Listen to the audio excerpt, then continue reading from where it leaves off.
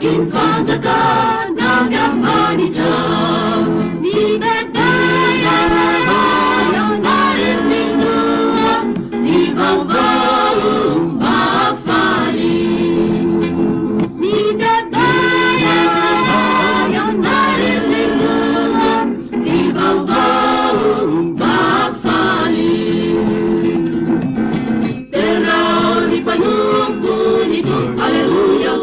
alleluia alleluia alleluia alleluia sarubina nara ni tumpo naizama mangakiza tunga pamaranchi aripa alleluia alleluia alleluia alleluia ambuni ni rafi redemna Zaniabu de abu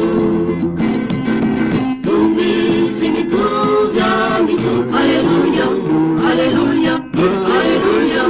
Alleluia, Alleluia, Alleluia Damyo di kaizi miteri Lallani di zani nadani Indamisi fami anzumafi Anyane fitan Defakal kinfanzaka nangamanitra mibebaya narilino mivaovao mafaly mibebaya narilino mivaovao mafaly Allora mi pago Alleluia, alleluia, alleluia, alleluia,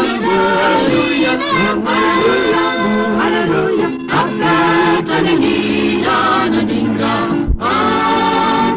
annina si è fatta bocca. Innuma vieni, alleluia, alleluia, alleluia, alleluia, alleluia, alleluia. Chissà rinirati zicchia mia ne fanno bene zicchia